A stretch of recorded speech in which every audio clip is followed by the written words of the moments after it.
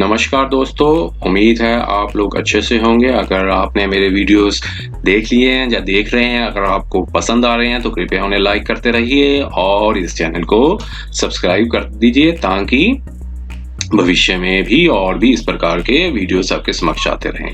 दोस्तों, मेरा वीडियो बनाने का ये मकसद ये था कि बहुत से सवाल पूछे जा रहे हैं वीडियोस के नीचे के लिंक में। 161 सीआरपीसी में जो स्टेटमेंट रिकॉर्ड की है पुलिस ने, उसमें काफ़ी ज़्यादा असमानताएं हैं, इनकन्सिस्टेंसीज हैं। तो क्या इसका हमें फ़ायदा मिल सकेगा? तो मैं ये कहूँगा, हाँ जी, बिल्कुल मिलेगा उनको फ़ायदा। अगर स्टेटमेंट्स में एरर्स, इनकन्सिस्टेंसीज हैं, और ये सब फ़ायदा तभी आप उठा पाएंगे जब एविडेंसेस की बारी आएगी।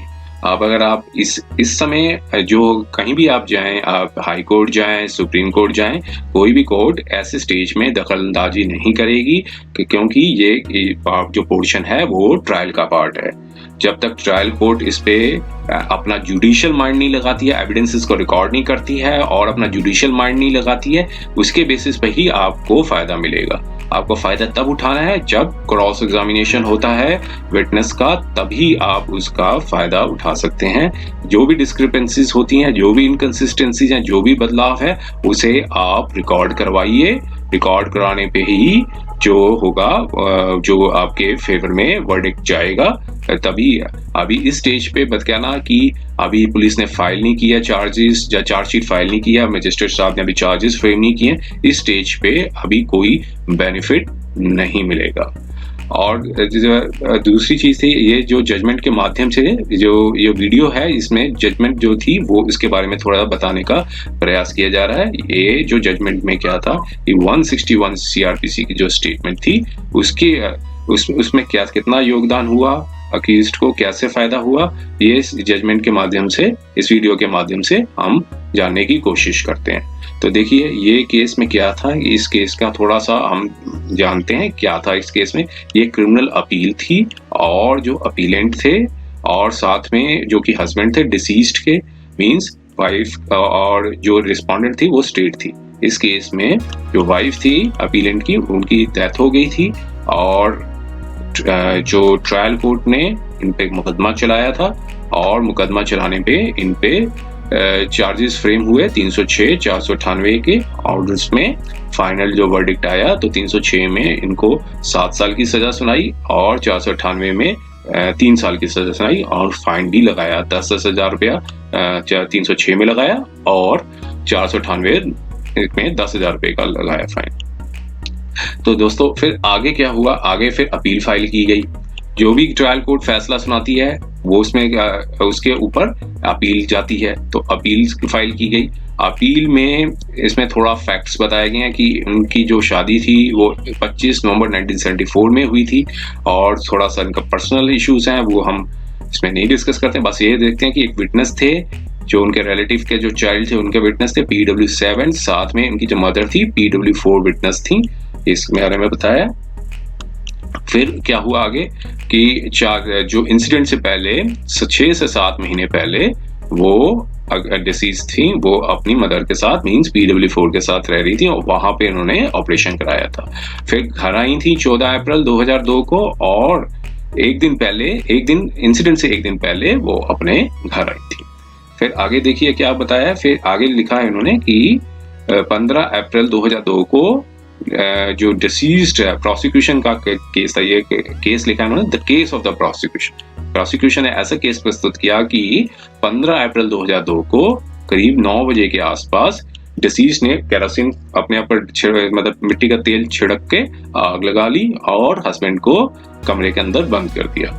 जब धुआं उठा, आसपास के लोगों ने मतलब चिल्लाने की आवाजें सुनी, वो घर के बाहर दौड़ के आए और घर के मतलब रश टू द हाउस, और फिर डोर्स पाया कि डोर्स हैं अंदर से बंद है। डोर को तोड़ा गया, फिर उन्होंने पाया कि जो डिसीज्ड हैं वो बर्न कंडीशन में पाई हुई हैं और in the front of case और करा रही हैं दर्द से। और अपीलेंट का को जो अपीलेंट मींस हस्बैंड का जो डोर था वो बाहर से बंद था, लॉक तो मतलब ताले को तोड़ा गया, अपीलेंट जो थे बाहर आए। पुलिस को इन्फॉर्म किया गया, पुलिस ने स्पॉट पे आई, उन्होंने डिसीज को रिमूव किया, वहाँ हॉस्पिटल जो था आसपास, वो जो भी हॉस्पिटल था वहाँ उनको ले गई और फिर वहाँ पे उनकी डेथ हो गई। फिर डिक्लेरेशन दी इन्होंने, जो डिसीज्ड की जो मतलब जो डिसीज्ड वाइफ थी, उन्होंने मरने से पहले अपनी डिक्लेरेशन दी PW6, जो डॉक्टर ने उनकी जो डिक्लेरेशन रिकॉर्ड की और कहा कि उनकी थोड़ी सी उनके बीच में लड़ाई झगड़ा हो गया था बिटवीन हर एंड अपीलेंट, और अपीलेंट ने 70,000 रुपए मांगे और फिर she was burned by the appellate. फिर लगाया कि अपीलेंट ने उनको जलाया है। ये डिसीज ये लिखा है, deceased purportedly made a dying declaration. तो डाइंग डिक्लेरेशन रिकॉर्ड किया था जो एक डॉक्टर थे उन्होंने। फिर उनका जो अपीलेंट थे मतलब हस्बैंड का भी मेडिकल एग्जामिनेशन हुआ। अब देखिए आगे, फिर जो ऑटोप्सी रिपोर्ट थी वो PW12 ने बनाई। जो पहले जो PW6 अलग थे, ये दूसरे डॉक्टर थे PW12 थे, उन्होंने ऑटोप्सी जो रिपोर्ट थी मतलब सॉरी ऑटोप्सी परफॉर्म की। ऑटोप्सी रिपोर्ट जो थी मींस मेडिकल जो भी पोस्टमार्टम की जो रिपोर्ट कहते हैं उसको कहते हैं ऑटोप्सी रिपोर्ट। उसे PW12A करके मार्क कराया और उसमें लिख पाया कि डेथ जो है होमिसाइडल है, सिंस द डिस्ट्रीब्यूशन की of burns injury was upside down and there was multiple mar injuries of different durations. कहते हैं कि काफी चोट के निशान थे और जो बर्न्स की इंजरीज थी वो ऊपर से नीचे की तरफ थी। तो ये चीज उन्होंने अपनी ऑटोप्सी रिपोर्ट में लिखा। फिर ऑटोप्सी रिपोर्ट होने के बाद पुलिस ने फैक्ट्स को रिकंसाइल नहीं कर पाई, क्योंकि जो नेबर्स थे मतलब जो अपीलेंट के जो आस पड़ोस थे और डिसीज के आस पड़ोसी थे, मींस अपीलेंट जो भी जहां रहते थे वहां पे नेबर्स ने स्टेटमेंट्स दी जो कि होमिसाइडल डेथ से काफी ज्यादा इनकंसिस्टेंट थी। तो फिर PW4 जैसे ऊपर बताया था, PW4 एंड PW7 ने स्टेटमेंट दी पुलिस को, डिड नॉट मेंशन अबाउट उस स्टेटमेंट जो स्टेटमेंट में कोई ऐसा रिलेशन मेंशन नहीं किया कि उनके बीच में मतलब स्ट्रेन्ड रिलेशंस थे, मींस उनके बीच में ताल्लुकात खराब थे। PW4 और PW7 ने ऐसी कोई स्टेटमेंट पुलिस को नहीं दी। PW4 ने फिर यहाँ तक कहा कि वो अपीलेंट पे शक नहीं करती हैं, मींस हस्बैंड पे शक नहीं करती हैं, और वो पोस्टमार्टम भी कंडक्ट करने के पक्ष में नहीं है।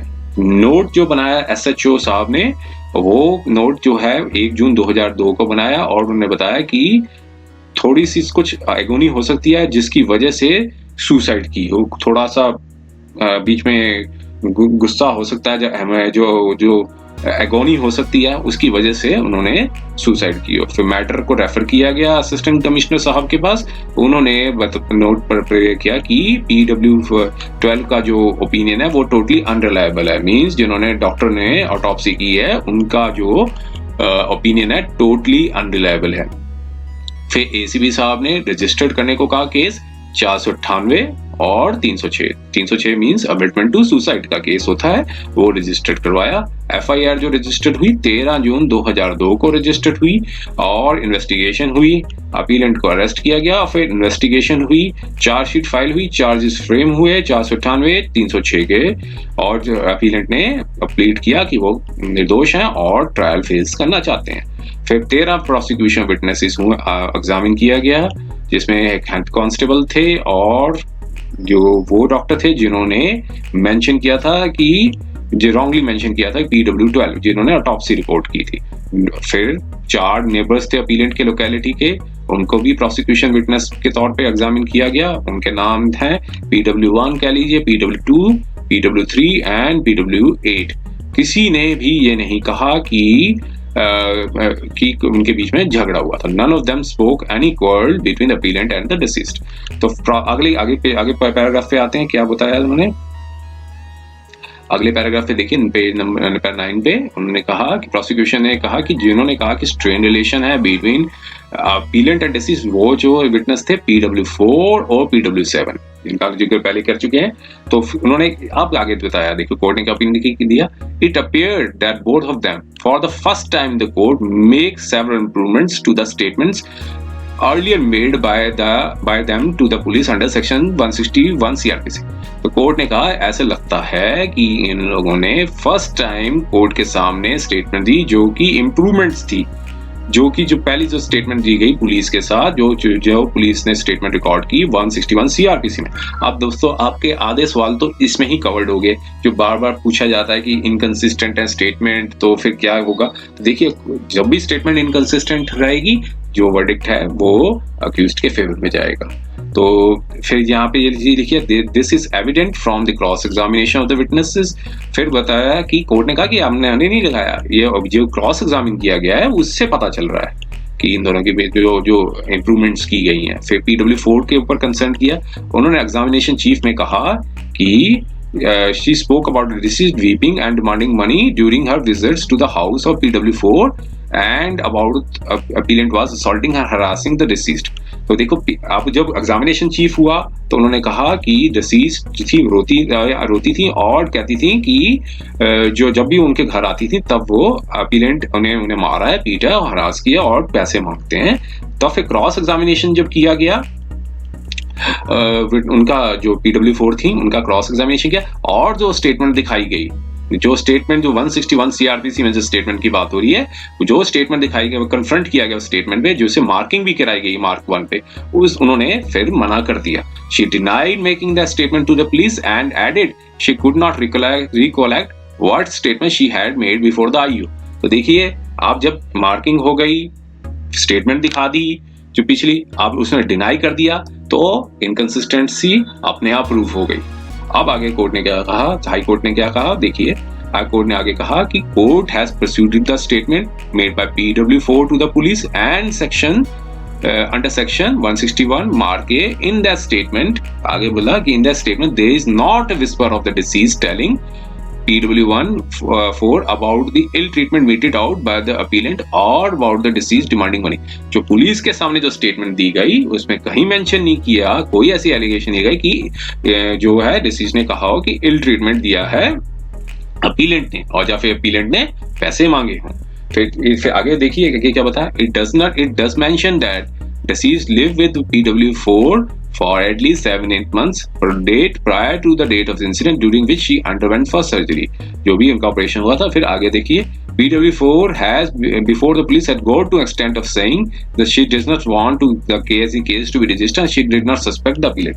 तो एक दफा उन्होंने पुलिस को स्टेटमेंट दे दी, उन्होंने साफ साफ कह दिया कि वो नहीं चाहती हैं कि अपीलेंट ने ऐसा किया होगा और इवन वो पोस्टमार्टम भी, जो ऑटोप्सी भी कंडक्ट करने के फेवर में नहीं है। तो ये यहाँ ही सबसे बड़ी काउंटर जो इनकंसिस्टेंसी इंप्रूवमेंट सी प्रूफ हो गई।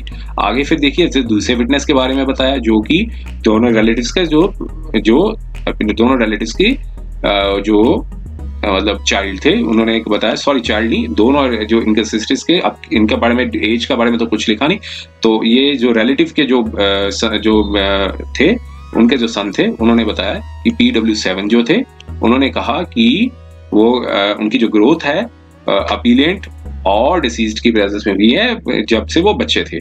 फिर उन्होंने बताया कि जो प्रीवियस स्टेटमेंट जो रिकॉर्ड हुई थी इन्वेस्टिगेटिंग ऑफिसर साहब ने, जो कि 15 अप्रैल 2002 को की थी, और जो क्रॉस एग्जामिनेशन किया गया उनका, he was confronted with the considerable improvements made by him over the set statement when be deposed before the trial court. तो उनके कन्फ्रंट किया गया और जो भी इंप्रूवमेंट्स थी उसे रिकॉर्ड में लाया गया।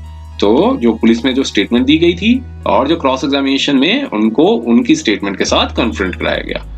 और फिर कोर्ट ने एग्जांपल दिया। फॉर इंस्टेंस कोर्ट ने कहा कि उनकी जो क्रॉस एग्जामिनेशन हुआ था और जो कन्फ्रंटेशन हुआ था उसका कुछ जो पोर्शन है कोर्ट ने यहाँ पर लिखा है। For instance, he did not state before the investigating officer that the deceased used to remain tense since she did not have a child। उन्होंने कहा कि उन्होंने कहा ही नहीं ऐसे पुलिस के सामने कि वो हमेशा टेंस रहती थी क्योंकि उनका कोई चाइल्ड नहीं है। तो फिर ये ऐसे इनके इंस्टेंसेस बताए हैं, उन्होंने नरेट किए हैं। He said he has stated before the investigating officer that deceased used to say that her life was useful। He had stated before. He had in fact told the investigating officer relation between the deceased and were cordial। उन्होंने साफ कहा कि मैंने तो ये कहा था कि इन्वेस्टिगेटिंग ऑफिसर को कि डिसीज्ड और अपीलेंट के जो रिलेशन है काफी अच्छे हैं। तो he had denied making a statement to the investigating officer that appellant was stubborn and duffer of a person, duffer type of a person. तो उन्होंने इस पे मुकर गया कि ऐसा तो मैंने बोला ही नहीं है. तो फिर he did not make any statement to the investigating officer that appellant did not respect for the elders. कहते हैं मैंने तो ये भी नहीं बोला स्टेटमेंट में कि appellant respect नहीं करते हैं elders के, young persons के. तो ये सारी चीजें उन्होंने contradictions जो मतलब जो confront किया, तो इन्होंने सारी बातों को रिकॉर्ड करवाया. तो देखिए रिकॉर्ड जरूर करवाया इन्होंने, तभी जो है वर्डिक्ट फेवर में गया है जो अक्यूज्ड के. Importantly EPW has not स्टेटिंग before the IO that the hospital at the hospital that deceased told him that she was dying and PW should not leave the appellant unpunished. तो इन्होंने कहा कि मैंने तो कहा ही नहीं इन्वेस्टिगेटिंग ऑफिसर. तो देखिए जब डिस्क्रिपेंसीज आती हैं, हो सकता है पुलिस अपने तरफ से ऐड कर ले, क्योंकि 161 की जो सीआरपीसी की जो स्टेटमेंट होती है उस स्टेटमेंट में विटनेस के सिग्नेचर नहीं होते. अगर स्टेटमेंट में और साथ में जो भी पुलिस के सामने दिया गया बयान होता है वो भी एडमिसिबल नहीं होता, लेकिन उसका कॉन्ट्राडिक्शन कराया जा सकता है अक्यूज्ड चाहे उस स्टेटमेंट के साथ कॉन्ट्राडिक्शन करा सकता है. जो किसके साथ? एक जो विटनेस बॉक्स में जो स्टेटमेंट देता है और जो पुलिस के सामने समक्ष स्टेटमेंट दी जाती है, उन दोनों के बीच में कॉन्ट्राडिक्शन कराया जा सकता है. तो ये चीज होती है 161 सीआरपीसी.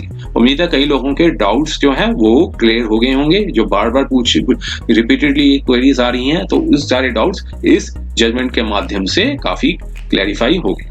आगे आप चलते हैं, आगे क्या बोलते हैं, चलते हैं आगे पे, चलते हैं जजमेंट के आगे पोर्शन पे.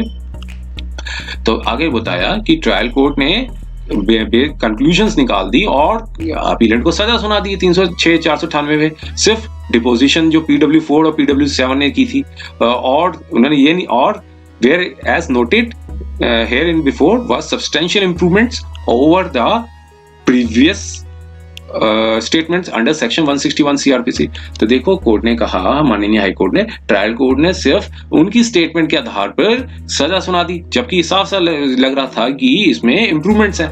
आप देखिए माननीय हाई कोर्ट ने अपने एक सुप्रीम कोर्ट की जजमेंट का कोट किया. उन्होंने क्या लिखा है?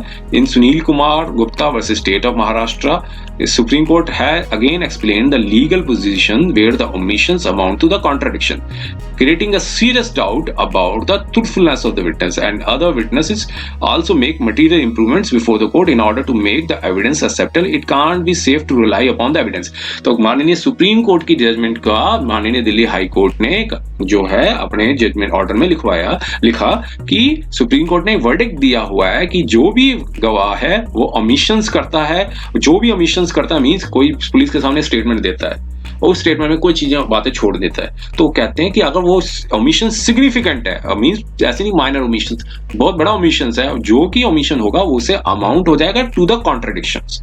तो फिर उससे एक डाउट क्रिएट होगा कि विटनेस क्या वाकई सच बोल रहा है कि नहीं बोल रहा. और अगर दूसरा विटनेस कोई मटेरियल इंप्रूवमेंट्स दे देता है विटनेस बॉक्स में आके, कोई जाहिर है कि टाइम निकलता है तो बढ़ चढ़ के ही बोलेगा जो भी विटनेस, तो वो मटेरियल इंप्रूवमेंट्स जो हैं वो किसी की कन्विक्शन के लिए यूज नहीं किए जा सकते. साफ लिख दिया कि in order to the evidence accepted it can't be safe to rely upon the evidence. आगे देखिए, आगे बताया, it was added in the view of the discrepancies in the evidence of the eye witness. It was added, साथ में देखेंगे आगे क्या लिखा है. It was added in the view of discrepancies in the evidence of the eyewitnesses, if found to be not minor in nature, may be a ground for disbelieving and discrediting the witness. Means कोई अगर discrepancies है, मान लीजिए कई आई witnesses हैं और थोड़ी सी discrepancies ना होकर कुछ मेजर डिस्क्रिपेंसी कर देते हैं, तो वो एक ग्राउंड जो होगा डिसबिलीव करने के लिए, डिस्क्रेडिट करने के लिए एविडेंस को एक वैलिड ग्राउंड होगा. ये मींस उसकी एविडेंस की रिलायबिलिटी बहुत ज्यादा अफेक्टेड होगी. मींस कि वो हो सकता है कि झूठ बोल रहा हो. ये इस तरह की जो है डिस्क्रिपेंसीज, मेजर अगर डिस्क्रिपेंसीज हैं, अगर माइनर नहीं है तो फिर उसकी जो एविडेंस की जो क्रेडिबिलिटी पर फर्क पड़ेगा.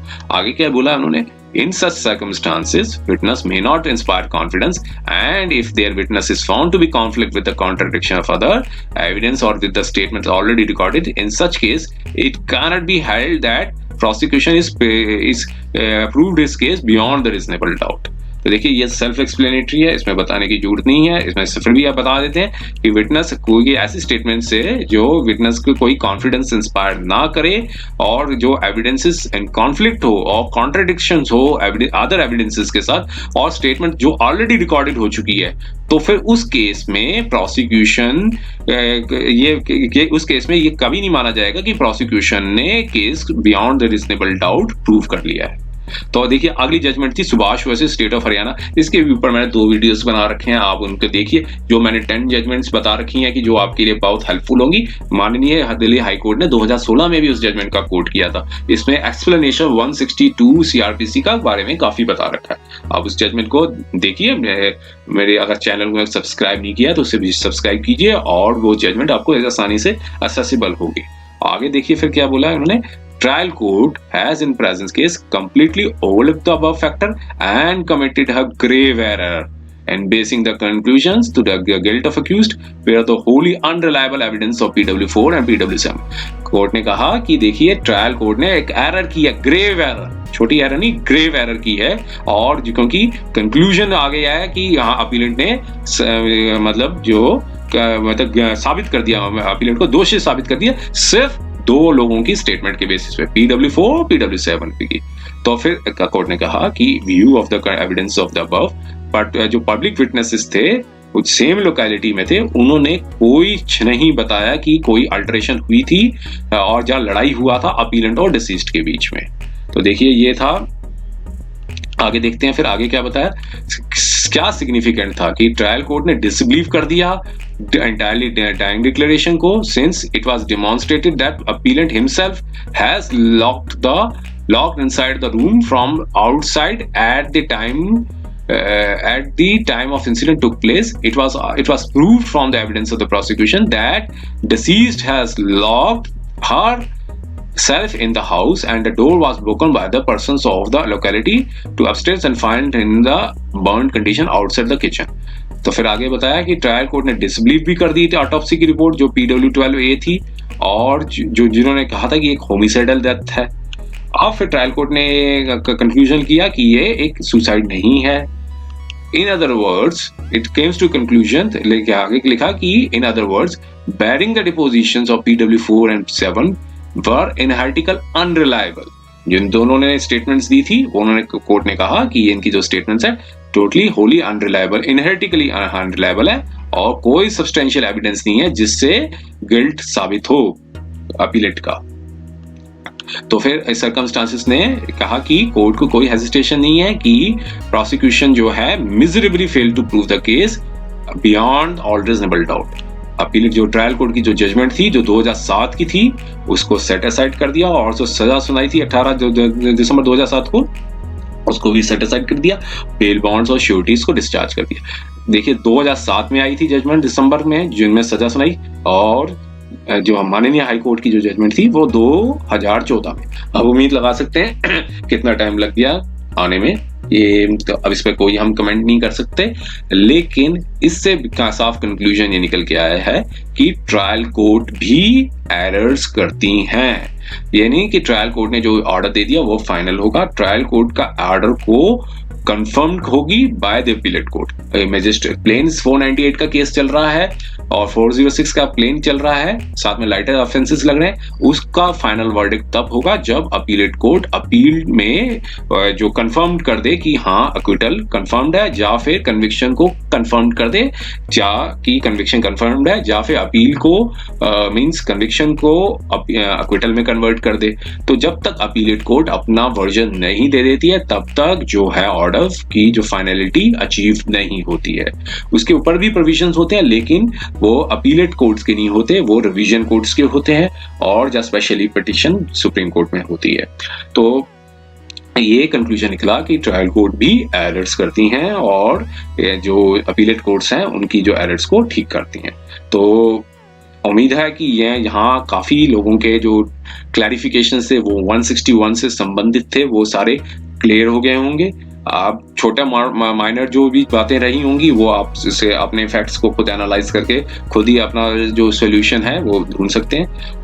और उम्मीद है ये आपको वीडियो काफी पसंद आया होगा। अगर पसंद आया तो प्लीज इसे लाइक कीजिए और इस चैनल को सब्सक्राइब कर दीजिए ताकि भविष्य में और भी इस प्रकार के ज्ञानवर्धक वीडियोस आपके समक्ष समय समय पे आते रहें। समय देने के लिए बहुत बहुत धन्यवाद।